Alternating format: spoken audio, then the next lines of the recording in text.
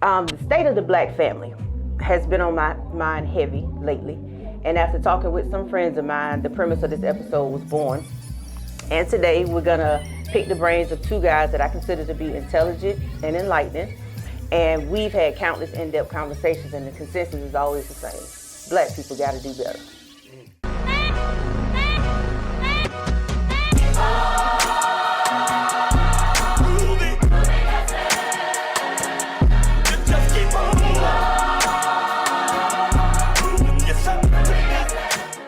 Joining me today is my Boston Celtics brother, Marcus. Yes, sir.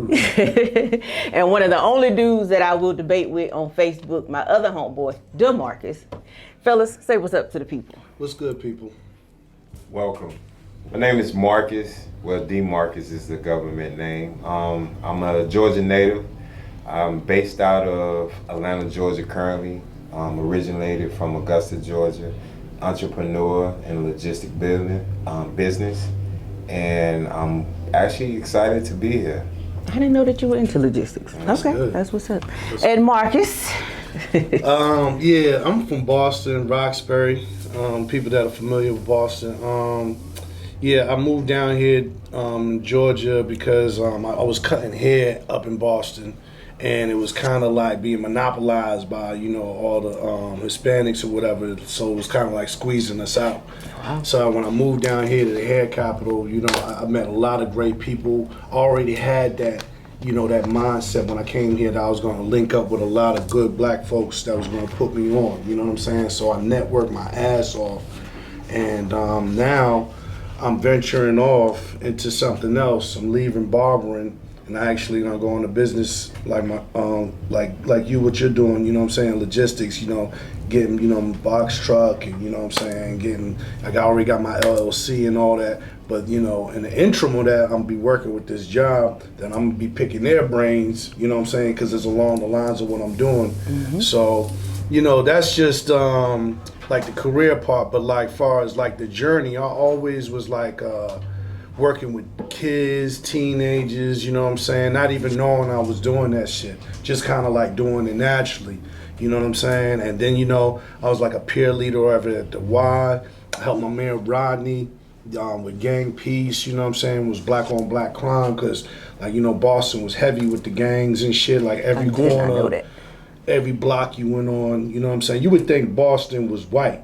You know what I mean? But I've never heard of gangs in Boston. Yeah, it's totally segregated. You know what I mean? The thing about it is the city will provide like interventions and centers and places where you can go and get help and things of that. And so it was always like peer leaders. It was always like positive people. I grew up with like a family from like the Martin Luther King and Malcolm X ages, where they tell us to go vote and take care of your neighborhood. And then here you come in the 90s with these, the crack babies, the crack era. So it was like conflicting, but I got the best of both worlds. I met Belle, from Cutting Hair, used to cut her son, used to cut her, and we always vibe, you know what I'm saying? And Marcus and I went to school together and from the same hometown. So yes, Marcus used to cut my hair when I went through one of my phases. And to piggyback what you just said, really takes us into our first topic. So you and I spoke the other day about the portrayal of black people in the media, and that includes music and movies, like us being represented as hypersexual or hyperviolent, right? In your opinion, when did that image shift start to happen, and when did it become mainstream? Well, from my perspective, I would think that the shift occurred many years before either one of us was born. With the music and movies, though? Exactly. Okay. And the reason why I'm going to say that is that if you think about when you go back to older movies, like in the 50s, 60s, and 70s in a sense, a lot of opportunities wasn't available for people who look like us. Mm-hmm. I mean, like a lot of individuals that look like us were getting slave type roles, servitude type roles. Yeah. Nothing to really kind of shine their true talent. It wasn't doing the leading roles. So what happened is that we had to create opportunities for ourselves. And how we do that is by creating our own types of movies, and that's when the black exploitation movies start to explode. Right. And so one thing we always known in life is that sex sells. Okay. Always has. It never differentiates. And so one thing that you had to kind of like acknowledge was, what do people see every day? Because with our system, the American system, how it's set up for people of our color and our descent, we wasn't really provided a lot of opportunities to excel. So what we were possibly looking at every day, not all of us, you know, we had, you know, a lot of communities that were living and thriving in certain segments.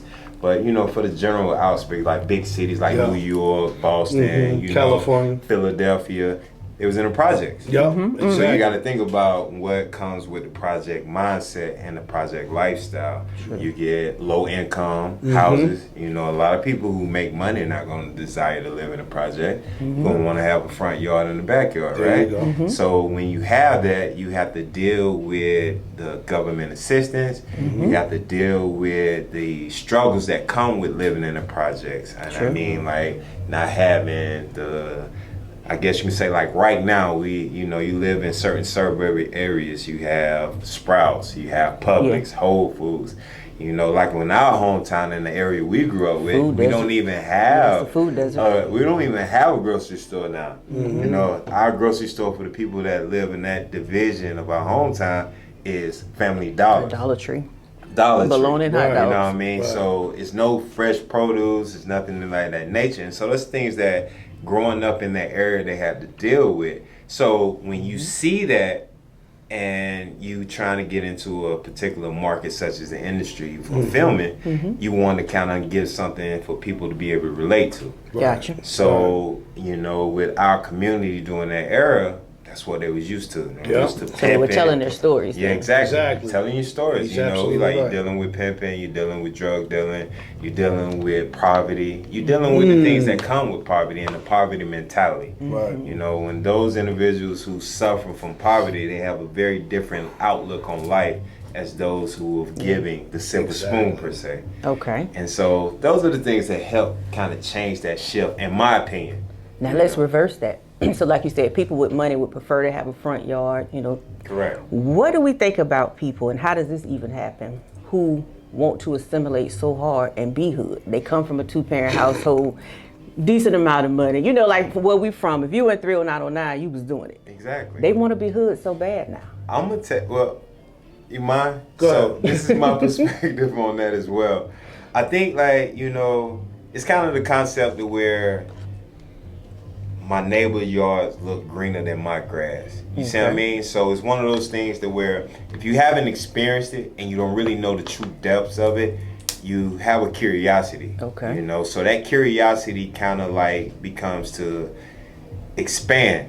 So once you be able to experience it and live it, then you know that it isn't all the ain't it. glitz and glam like it was actually projected to be. Right. Because you also got media that glamorize that type of lifestyle. And I mean like music, movies, things of that nature.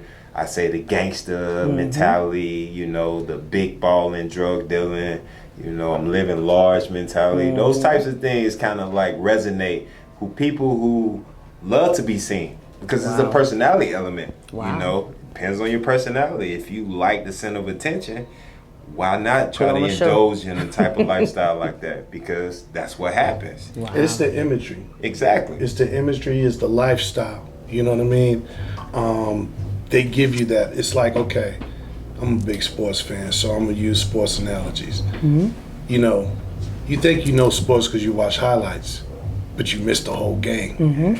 And see, when they show you like all the highlights, so this is life and this is how we doing, this is how we living. They don't tell you the consequences. They don't tell you when you go in front of that white man and he's giving you 25 years and you start breaking down, the human side come out of you because you don't want to do 25 years Right. for nobody. Right. So that and going back to what you're saying, why did it become so mainstream? You're right. It was a story that we was telling, but it was being, at first you had black cinema, but then because it was like the Mac was my fucking favorite movie. Mine too, bro. My brother put me on to the Mac. I lost my mind. I don't watch this old shit. I hate pimps. I don't like pimps. I'm growing up in Ice Cube era. I'm like, you know, I'm on some hard shit. Like we ain't even, you know what I mean? So I'm all like, I don't want to watch that. He's like, man, watch the Mac, man. The Mac was like layered so deep. I gotta watch. I never seen It was- Pretty premise. What happened? But basically, everything you want to know about poverty and coming from the ghetto and doing the 360, It illustrated it. it illustrated to the T. I watched that movie to this day.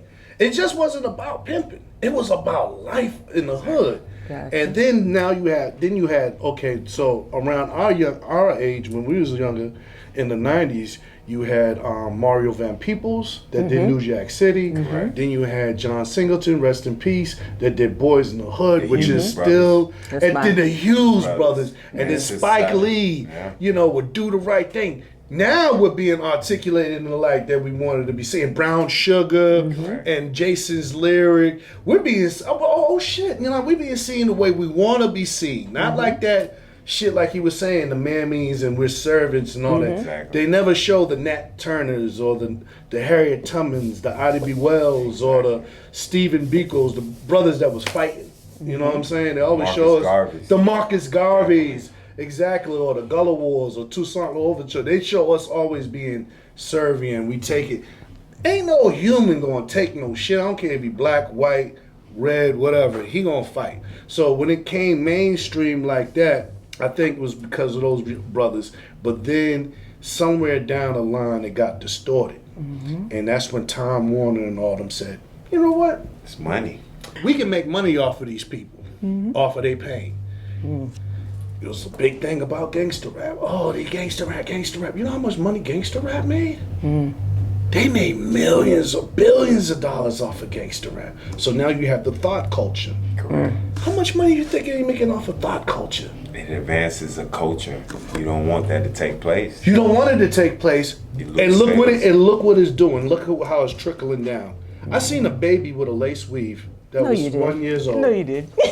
And I seen another baby with Tupac tattoos. No. And piercing.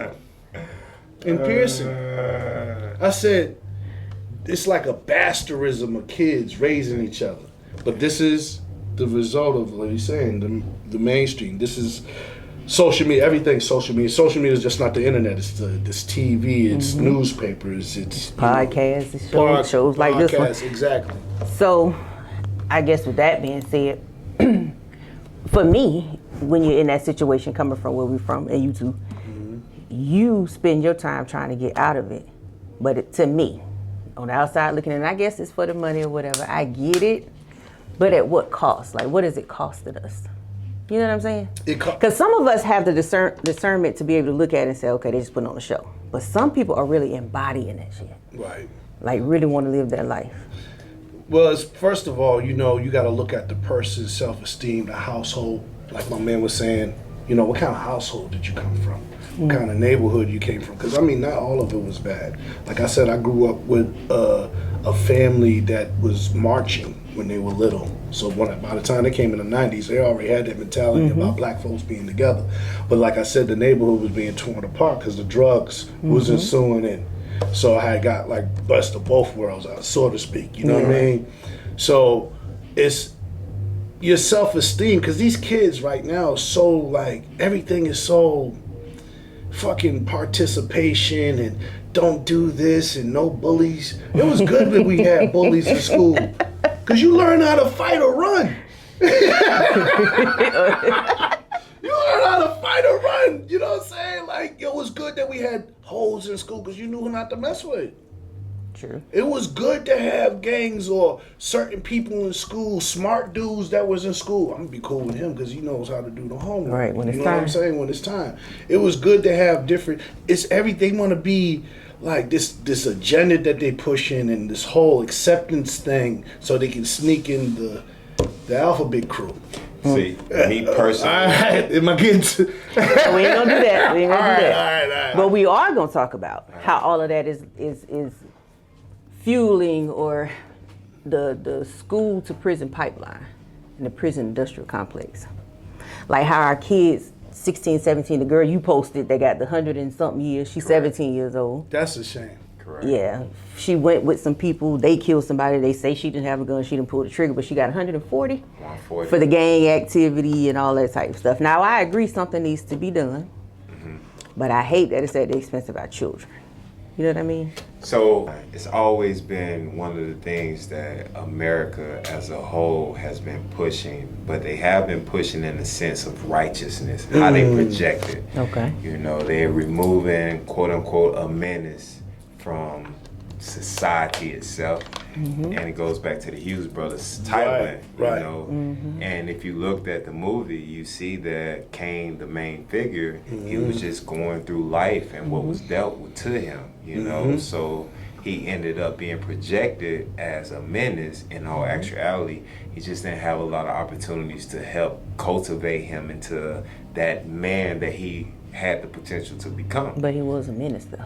He was a menace because based upon his environment. Okay, but at what point do we choose to do something else then? One thing Because you it's have so to- detrimental. One thing you have to realize is this: is that if you put in a cage with some lions, just like my brother was saying with the bully element, either you're gonna fight or you're gonna run. All right. True. You put in a cage of lions, either you're gonna adapt to their environment or you're gonna be eaten alive. So that's the same thing with Cain. He had an environment that wasn't very nurturing to a young 17-year-old at the time. So what he had to do is he had to adapt to how lifestyle has been presented to him. Can't forget the fact that he just seen his cousin get robbed and his head blown off. Sure So did. the shock, the trauma, Yeah. no psychology to go with that. He didn't have any psychiatrist Mental to talk health. to him. Exactly. Mental health. You're So absolutely you have right. to think about those elements. It's like even though we in an environment that is not necessarily, you know, promoting great positive influences in a sense, we still have the same human nature as anybody that grew up in the suburbs or a Beverly Hills 90210 zip Trying to code. survive, You yeah. know, we still have those same human natures, and you can't overlook that. But the pipeline from the school to the actual prison is that the resources are something that is being depleted from those areas because you have to think about Funding, you mean? exactly resource, not just in funding itself, but Like you know, centers. availability, Yeah. availability to like mental health or you know, you remember when we grew up, we had Feed a Kid, we had recreation centers. There you Yeah, go. If you think about the Centers, recreation yeah. centers now, they're closed down. Yeah. A lot of them been, you know, kind of like minimized and not utilized. So you have groups of kids in a neighborhood that is impoverished. You know, what are they gonna do when they get out of school? What are they gonna do when they're on summer break? True. Are they just gonna sit in the house?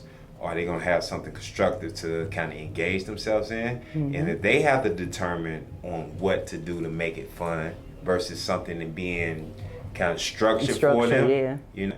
So because of the lack of resources, what that ultimately do is it puts the kids at a disadvantage, you know. And I think when you don't have that instilled, and those kids have to find it out on their own, That's when a the lot of problems time they're come in. gonna get mischief. I mean, like they're gonna get into things that may be a little more dangerous or breaking the law. To them, it's fun, Wow. you know. So that's something that we just gotta consider. Okay.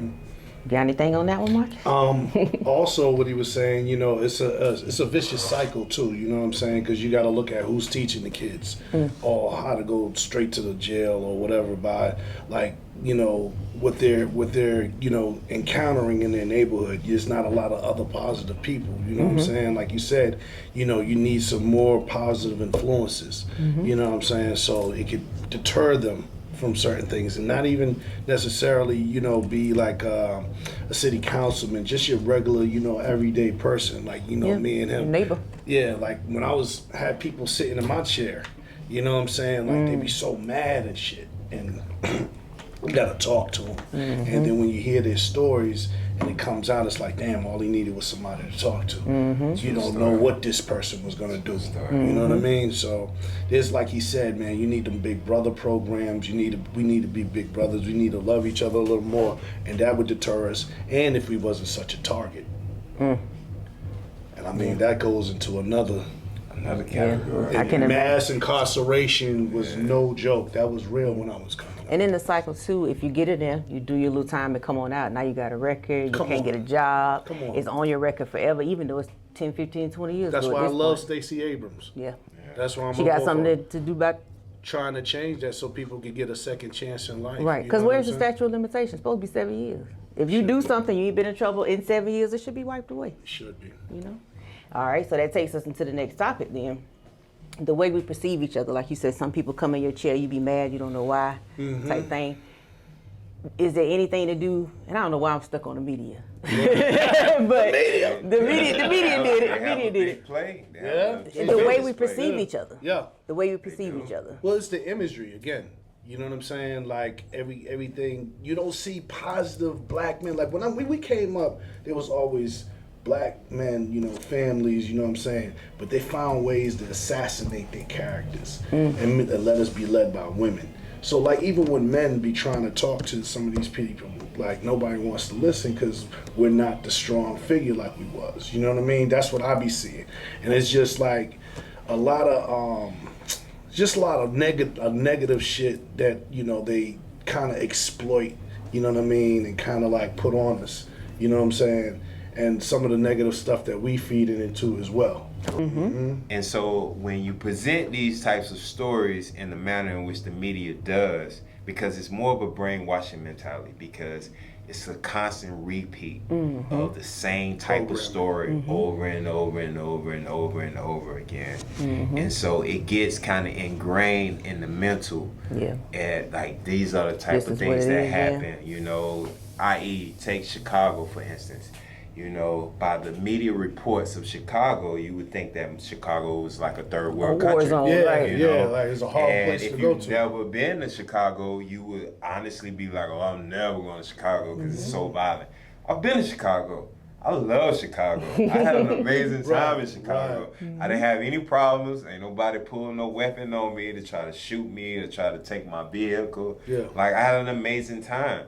But because of the media and their projections in regards to what that city itself looks like, it will make you think that it's the worst possible place to ever be. And when you do that, they also put imagery of who are these types of people that's causing this type of violence nature. And when the people look like me and you and us, it projects to not only just within our community, but outside communities. And it's sad that most people don't know black people except for what they see on TV. They don't know no black people in real life. You know what I mean? Exactly.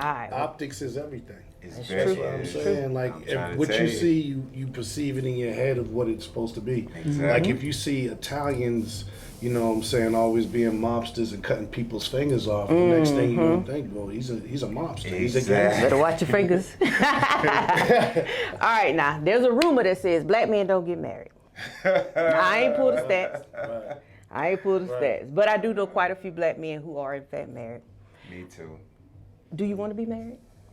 Actually, for me, marriage was a goal for a very long time. It was a very long time. I mean, like growing up, because I've had individuals in my life that were married, black men, family members, teachers. So you know what healthy marriage looks like. So I know what marriages look like. And I'm still open to marriage, but I'm more driven towards companionship than anything. Okay. I'm looking to have a healthy and a strong bond with my person, as you so eloquently put, you know, my person, the person that was placed on this earth for me, and have the sense of emotional scale that balance with my emotional scale, because that is important. You know, you can't have too far and various emotional scale, because what you try to project to that person, they're not feeling it, right? Exactly, they won't comprehend it. Now, what's one thing you won't compromise on in a relationship or in dating or in finding that person? Conflict resolution is big. It's what I won't conflict on is who I am, my identity. You know, because sometimes we can get lost in, you know, the headspace of love. You can get lost in the headspace of trying to be all you can be for that individual, and you lose the identity of who you are. That is true. And so I don't never want to compromise who I am as a person, and know what I want my spouse or my significant other to do. So yours is with a yes, but with conditions. Exactly. And I agree. I definitely want to be married because like you said, man, I see my granddad and my grandmother, they rocked it out. You know what I'm saying? It was beautiful. You know what I mean? So I always idolized that. Yeah. I always idolized the union of us being together. Definitely. Because it's like strength in numbers. You know what I'm Definitely saying? strengthen numbers. So I mean, but like you said, man, I definitely want somebody that that's compatible. You know what I mean? Like, you know, we can vibe with, or you know, we have like things in common. You know what I'm saying? And like you said, you know, I'll swallow my ego if I'm wrong on some stuff. Correct. You know what I mean? Especially if you're trying to help me. You know what I I mean? mean, but I just want the same kind of to be reciprocated as well on the other end. Exactly. You know what I mean? So, Exactly. True. I like that. I like that. Well, are you dating with intention though? Like maybe not expressing it to the other person, but in your head. Well, Like, are you on a checklist? I wasn't, because I was in Atlanta. You know what I mean? Let's be for real. This shit's crazy. out Okay, here. but now that that's out your system. Yeah, now that's out my system. Like you said, when I came down here, bro, like I was It's a like, different damn. environment, right? It's Different just the environment. nightlife. Like everything goes on. Like there's something going on right now. Yeah. You know what I mean? Exactly. There's something going on in this right here. You know what I'm saying? So Atlanta was like the most popping. Georgia's the most popping state I ever been. You know what I'm saying? I've been in New York. You know what I mean? Up and down Philly and all that. But Atlanta's really got it going on. So I had to settle down. You know what I'm Correct. saying? Once I got my my mind straight, now I'm on my journey. You know what I'm saying? Hopefully, I'll find love or love will find me. Correct. You know what I mean? So Okay. I think that's I'm not a important. hoe no more. So I think that's important. I think you do have to date with intentions, but we all have our cycle. Okay. So you got to think about when we're younger. right. We kind of like play the field in a sense to There figure you out go, what exactly. we like, what we don't like. Exactly. Things that kind of more or less excites us, things that don't excite us. Right. And I think as you progress through life, you have to be able to change and grow. And at the age that we currently are, I would highly recommend those out there in TV world to date with intention. Slow down. You know, slow like, it down. if you haven't got all of that out of your system at this age, I think that you had a bad plan and you didn't execute it very well, and you failed yourself. And you just don't want to change. Exactly. You just don't want to change. You Exactly. kind of like the way your life is. Yeah, Wow. but Some people want to live with knowing what's going to happen tomorrow, or planning their life out. Some people just go with the flow. Like, I ain't got no plan. I don't need correct, a plan. Right. correct. And I like what you said, strength in numbers, because I definitely Load of like black men ain't shit. right. And We've been changing that narrative for the last 20 years, and I've been bearing witness by seeing fathers come in there with their sons and getting haircuts, wanting to be a part of their lives. You got this and it's intelligent not the black case. man. And I don't mean to cut you off. I'm gonna let you get back, but I really wanted to have this conversation with men because of that narrative. You hear it, and I think you can go on YouTube or anywhere and find any plethora of videos from a woman's aspect on that. So I really wanted to get this question out to men. Okay. So okay, go ahead. So, I mean, just, and submissive is not, we're submissive to God. We're submissive to, our careers, our jobs. Why can't you be submissive to your man that's protecting you, providing for you, guiding you? You know what I'm saying? That has your best interest. You know what I mean? I'm submissive to you because I was taught, you know what I'm saying, in the household, you got to listen to the woman. You know what I mean? I think a lot of women that are not born with fathers or seeing positive males and growing with a lot of women in their lives, they don't know the importance of a man. You know what I'm saying? So Independence. independence. It's a lot of programming. Like we go back to the media. Correct. This liberation, which is degradation. You know what I'm saying? And you see it, and it's like programming their minds, and you hear them spewing all this shit out. But we need our women. We need black men, to take control and not feed into the thought culture. Stop hitting the like button. Stop commenting. Stop, putting money in OnlyFans or what is it? OnlyFans. Big funds. I got it. So what is a woman who's not being submissive? What does that look like? A woman that's not being I ain't gonna ask you submissive? what submissive is. I want to say, what does it look like to not be submissive? Very combative, like, hey man, let's save some money. I don't want to save no money, you know what I mean? Or just very combative attitude, don't go left all the time. No growth. It's very important to feel wanted and needed. Obviously, it's not just from a providing standpoint, because a lot of times when you associate men, you associate with being providers in regards to women in relationship. It's not necessarily in that element, because there's so many successful women in the world I mean, so many women out there making their own money, making moves, making it happen. You know, because if an individual decides to commit with you or to you, I think that the energy that's being expressed should be something of like, you don't make me, but you elevate me in so many ways. I feel the need to have you in my life. I feel the need to want you in my life. Those things kind of like give you a kind of like a pride sense. I mean, like, you know, you want to poke your chest out because you feel the level of importance. And I think by making not just the black man, but also, you know, the man making the woman feel the same. I think that the energy that is created from that, you know, blossoms into a wonderful, strong, poignant family. Well, that's showing gratitude and appreciation. Exactly. But as a man, you got to know your worth. You have to. You gotta know what have you're to. bringing. You know what I mean? And you gotta know how she's complimenting your life. What are you growing? What is she putting in your stocks? Exactly. Because it's an investment at It's the an end of the day. investment. You know what I mean? That's the key term. And then it is an investment. That's the thing, like, you know, when I say, you know, submissive, and everybody looks at that as a weak thing. It's not really weak. You know what I'm saying? It's a strength as well. You know what I'm saying? Because you're giving this person authority over you because you trust them. them, right? You trust them. That's a big If thing. I can trust you, you know what I'm saying, guiding me somewhere or feeding me or taking care of my children, taking care of my home and taking care of the bills while I'm out here, I'm submissive to you. Yeah. I gotta listen to you, baby. We can't do that. All right, cool. We can't do it. All right, there's no argument. I think women probably have been let down, and I say from my, like you say, you see fathers bringing their kids getting haircuts now, but for a while, even for us, I know me, my father wasn't around. So you got women who have grown up with that absent father and then dating and being let down by guy after guy.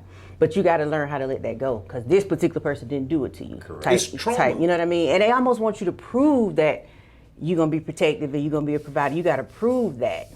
And if it's really who you are, it should exude anyway. You know what I mean? But women really in their head, because I've been asked that question, or I've heard that phrase, I'm looking for a dude that I can be feminine with.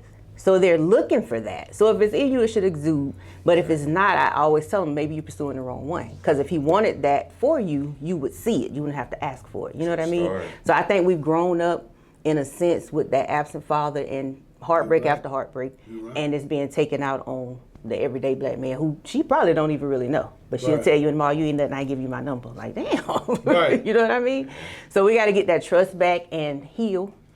Let it go. You said the words right out my mouth. I was gonna Yeah. say because mental healthness is a main Yeah. component of all the black culture, not just Mm-hmm. you know the woman.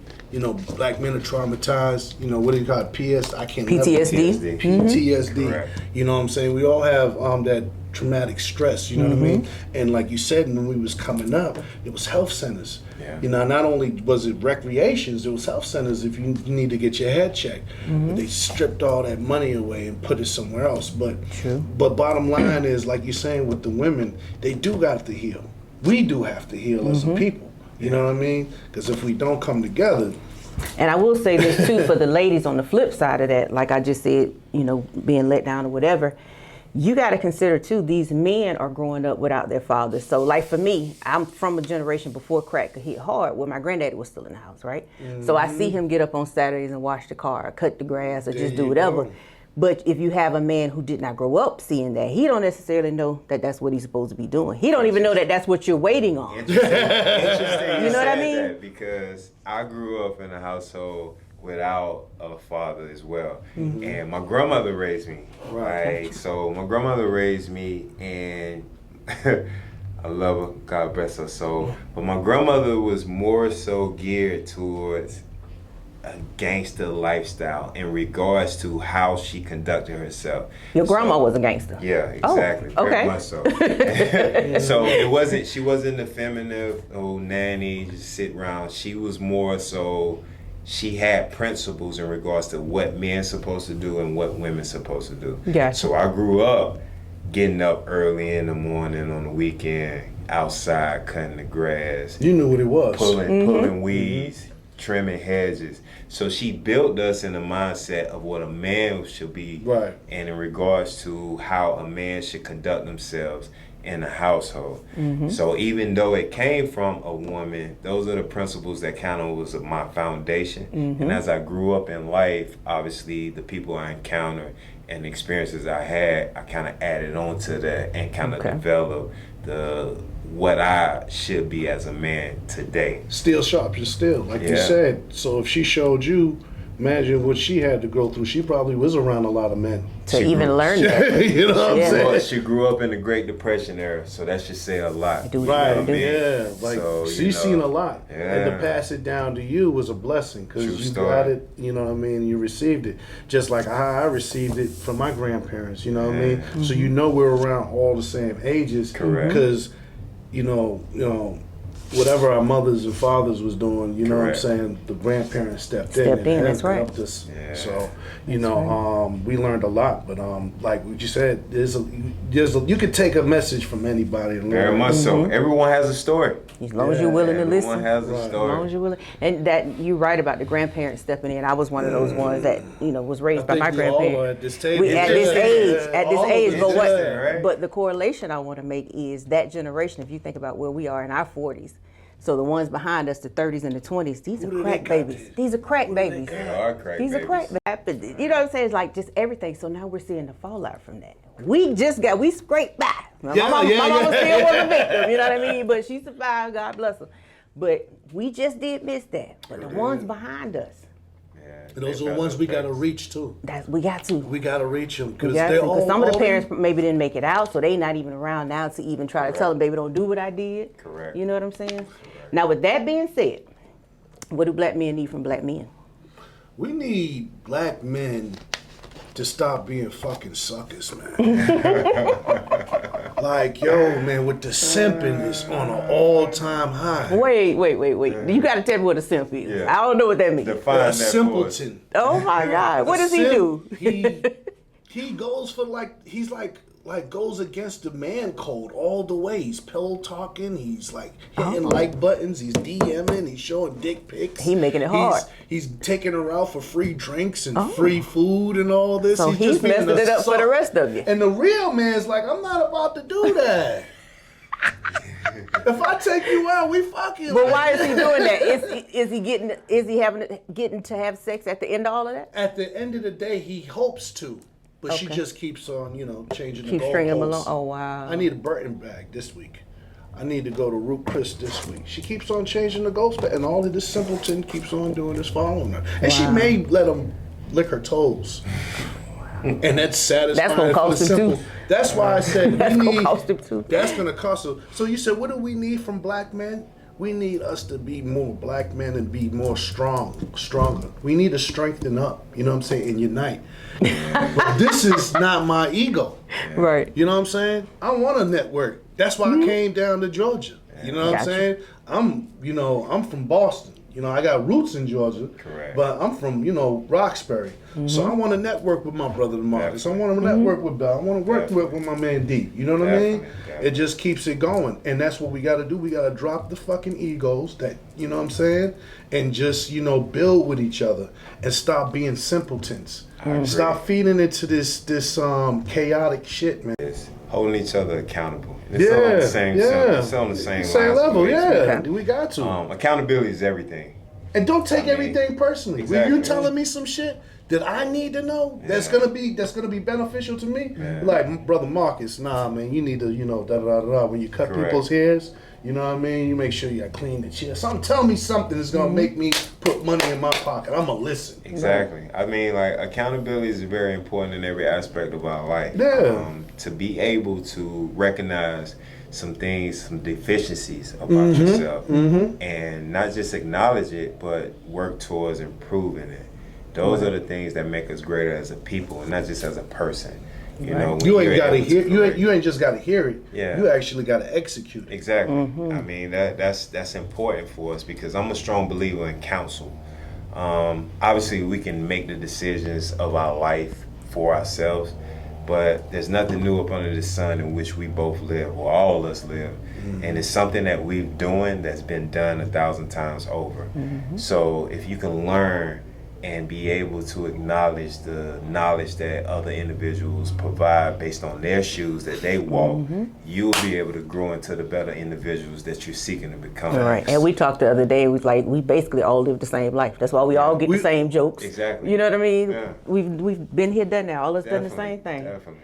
All right, y'all. Y'all giving me hope. We gonna be all right. All right, y'all. So this has been amazing. We have to do it again. I said earlier, and I say it again. I really wanted to have this conversation with guys like yourselves, because I believe that the other side deserves to be heard, and I knew this balance was gonna be good. So if I could offer my little bit of estrogen input, you know, I do that, and then let the ladies hear, because again, it's plenty of videos for them to go watch. Right. What are the men talking about? Definitely. They hated Kevin Samuels.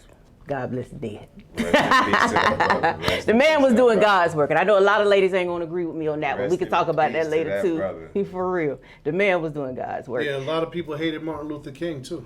I think it's a problem with the male authoritative voice. Some people That's can't. all it comes That's to. all it is. That's what it comes to. You're right, because if it was a female, like the Pink Book, Melanie, and the Crusade ladies that be speaking the truth about, you know, some of the wrongs that these women are doing need to be women, it's not too offensive. Yeah. You know, and now the echo chamber, they said they're glad he's dead, but his spirit lives on now. Because And people- if what he said was true then, it's true now. it is. And all he was about black people coming together. It wasn't like a conviction. Because he got on men. He did. Got on men. He said, He did. men. He said, "Don't call me if you ain't got your life together. You're living with your dad, and you ain't got your goals and your Correct. stank and all of this stuff." So that's what I got out of his message as well. But perception is reality. That's one thing you have to recognize. I know that we all have a different learning curve, and we all have a different exactly. level of That's a good discernment. point. That's a So good point. because of that factor, you know, something that I may take as, okay, that's very knowledgeable statement he just made, could be something that perceived very offensive. to Most the women's next. problem is the way he said it. But if you ask me, he's saying things in the same way that your daddy would have did if he was there. So it's just a problem with It's in respect. public form. That's the difference. Is it a And how way? dare Is it a you. way that he said, or is it stigma of a black man saying anything? Now, some they women- hated when that part Malcolm too. X said, "By any means necessary." Yeah. they It's that hated part when, too, but it's also- Stephen Biko and them was telling the truth. Anything a black man says is always looked a frown upon. It's that, but then it's also us not wanting to see ourselves. You gotta think they gave Jesus hell too, but what he was saying and doing was the truth. You know what I mean? Who will want to look themselves in the mirror and There you notice go. flaws. So That's you true, gonna too. tell me That's I'm true, too. 35 and I got 3 kids and I can't have nobody? Truth is, sis, you probably can't, but you don't want to hear it. You ain't got nobody, so you know it's some truth to it. You know what I mean? He ain't making it up. Or you can If you you change. right? That's the And thing. You wanna listen and That's the change, thing. right? To be People, able to women had change. babies at 40 years old. They said it's impossible. It's a rarity now. Yeah, Don't do it. You know what I'm saying?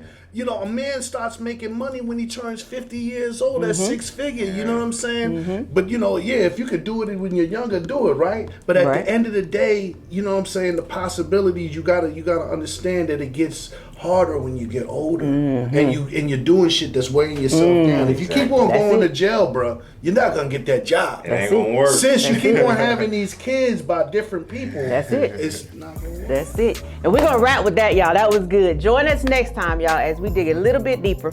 We're gonna discuss the sexualization of the black man. Yeah, you heard it right. The sexualization of the black man. Until then, stay low key, stay dope.